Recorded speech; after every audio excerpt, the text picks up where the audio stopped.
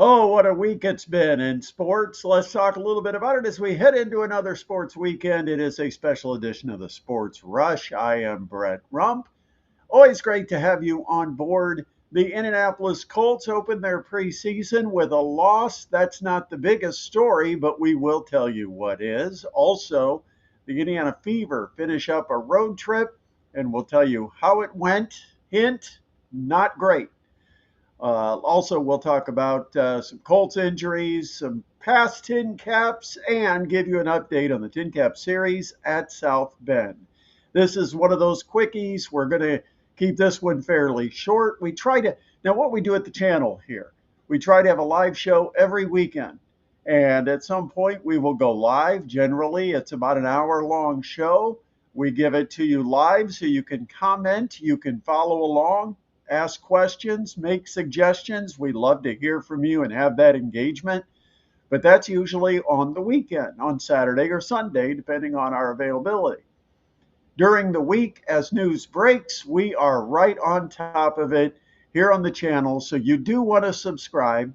Remember, it's totally free. You're not giving yourself some kind of a commitment to a long-term future together.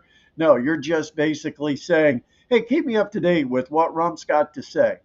And then also you want to give us that thumbs up, and make sure you share the channel with your friends, because we're trying to grow the channel and get this thing rolling here now as we enter football season, where we'll get to talk about the Colts. IU football, think they can be pretty good again this year. Notre Dame, they certainly have the makings of being something special. And I think Purdue will be improved. We'll follow all of that. We'll follow high school football, but make sure you do hit that subscribe button whenever you check in with the channel, and you want to hit the bell so you're always alerted when we've got some content for you to check out.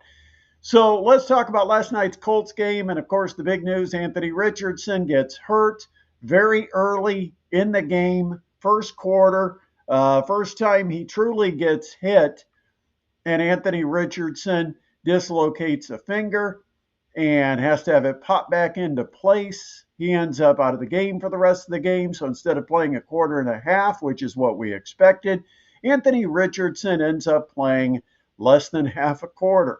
That brings in Daniel Jones to play the rest of the first half, and Riley Leonard played the second half. And there wasn't much to write home about with quarterback play for the Indianapolis Colts. There were some bright performances. It didn't happen at quarterback, and it started with Anthony Richardson, who gets hit on a blindside blitz. And the blitz actually picked up by the right tackle, which left the defensive end just to come in free and clear. And Anthony Richardson on his front side, not his blind side, on his front side, did not see the blitz coming and got smoked. And this is just Anthony Richardson doing Anthony Richardson type things. We've all talked about his lack of reps and experience.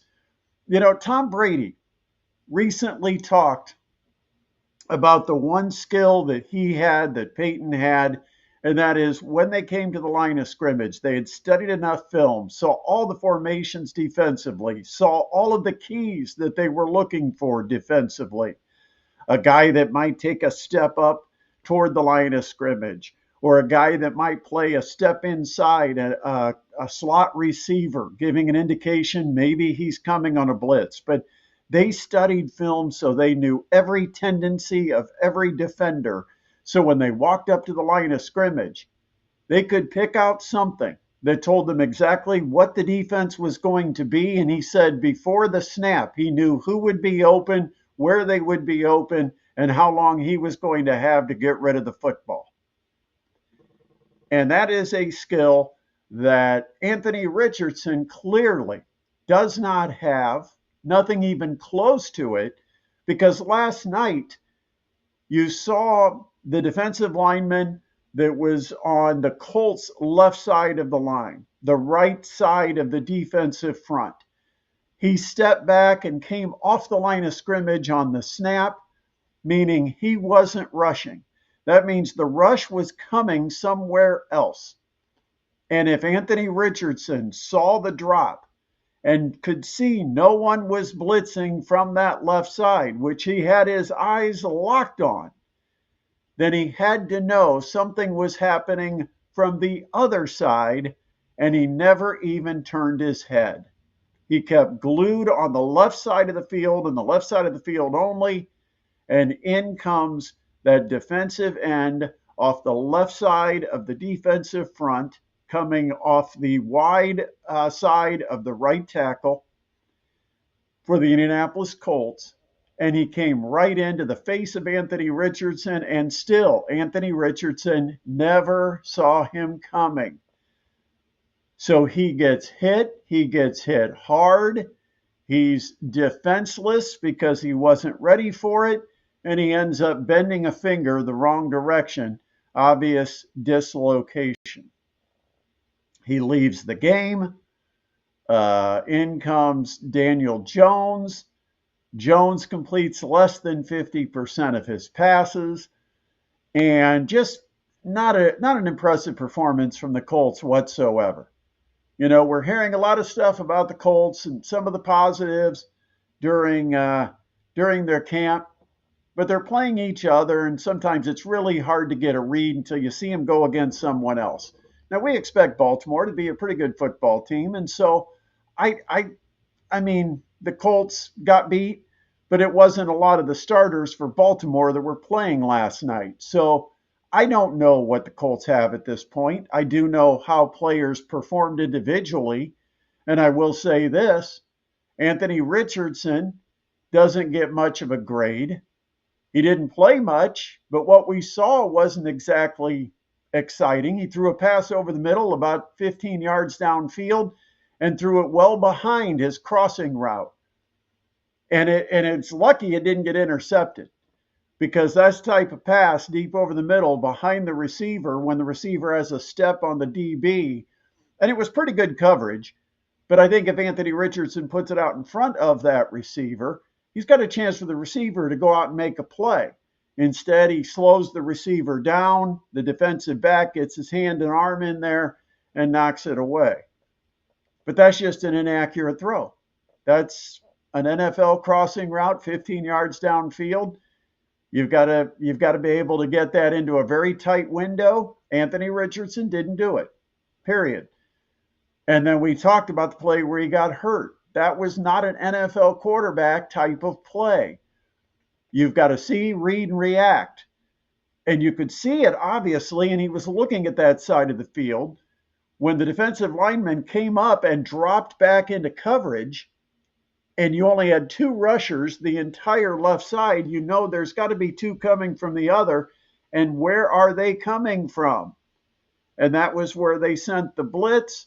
That's where the tackle picked up the blitzer, and the defensive end just looped around and came right in on Anthony Richardson. I thought the Colts tackling was overall okay, but very poor at times. There were a number of guys, especially on special team, that cannot tackle. I mean, special teams was an abomination. Not good at all. 3 for 4 for Schrader in kicking field goals. I guess that's okay. He did hit one over 50 yards, but personally like to see an overall percentage better than 75%. But hey, you'll take a 50-yarder in the first preseason game as the Colts look for their new kicker.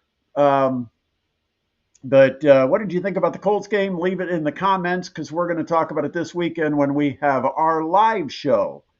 Also, last night, I don't know how many people after the Colts stayed up and watched the Indiana Fever. They were on the road at Phoenix taking on the Mercury. And, of course, the drama here, DeWanna Bonner, now part of the Mercury. She did nothing against the Fever when they played in Indianapolis, a couple of weeks ago.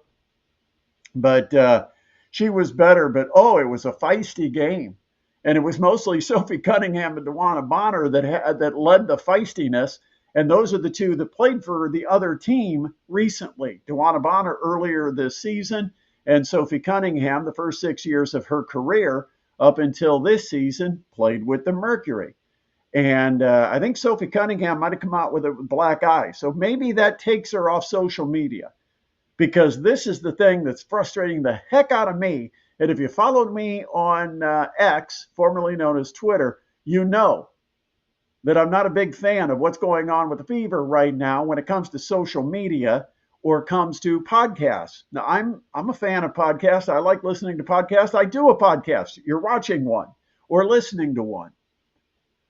But you've got to take care of your business.